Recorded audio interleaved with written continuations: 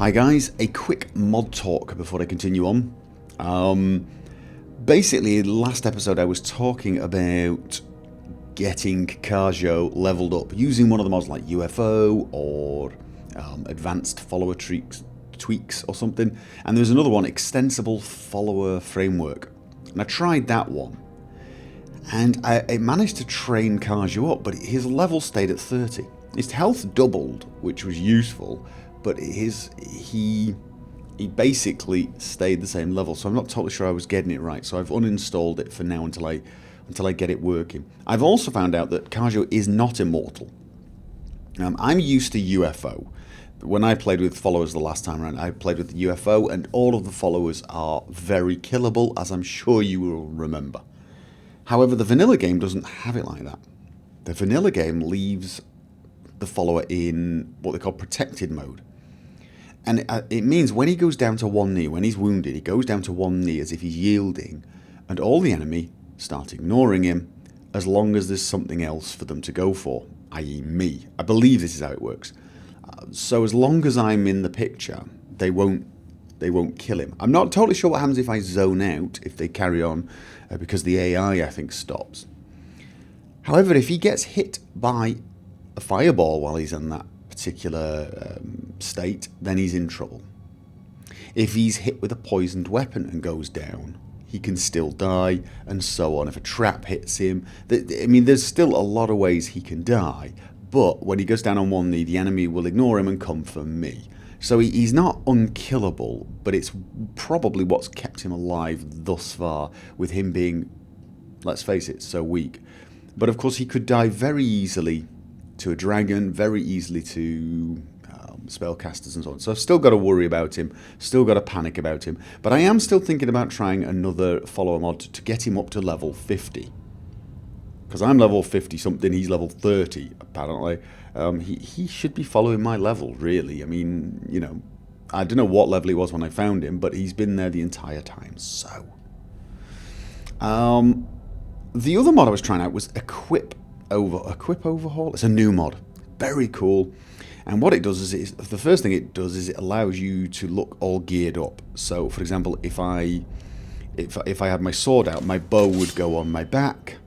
If I have my bow out, the sword goes on the belt. The problem is, when the sword was on my belt, as now, I had a bow out, but the sword was on my belt, Dawnbreaker, it didn't give off the light, whereas, as we know, even if I have it on my belt, it gives off light. So, it looked a bit funny. It did look a little funny that Dawnbreaker was on my belt, but not giving off light. So I think I need to possibly look at the script for the Dawnbreaker light and make it so that it's on if that weapon is visible on my belt, not just equipped. So that needs some more looking at. The other part of this mod makes the actual unequipping more realistic. So for example, if I switch from sword to bow, it would drop my sword, which is very cool, because what you really have to do is put the sword away, take the bow out, like that. A little bit more time consuming. That's actually going to make combat more realistic. You're more likely to stick with one weapon for the fight until you get to a safe distance to swap, or simply switch, but have to remember your bow's on the floor. The reason I ended up removing the mod after testing it was quite simple. There are a couple of things that need to be improved with it, I think. The first one was, after I dropped it several times, one of my bows disappeared. I'm not sure where, into a wall or into the floor, but it disappeared. The second thing is, it removes it from your favourites list, it removes it from the hotkeys, so you pick it up and you have to go through the whole rigmarole of favouriting. Now that is a problem. I do appreciate that from a mod point of view, it's going to be very tough for the mod author to fix that. But for me to use it, I'm going to need that. I'm going to need to be able to just pick my sword back up and then hotkey it again. It's going to be too annoying to be going, okay, there we go, hotkey, and so on, favourite, go back through the whole rigmarole here, do this, each time I drop my weapon. So, you know, It's a good mod. It's a very realistic mod. And I think I would probably recommend it to people not making Let's Plays.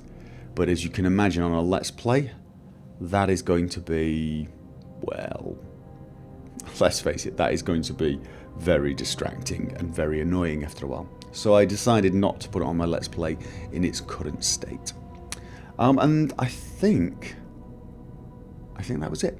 Yep, that is it for the mod talk. I have not actually added any mods, but I just thought I'd tell you the mods I was considering, and I am reading the comments, and I did notice a lot of people saying, don't use UFO, it's out of date, although it doesn't look out of date.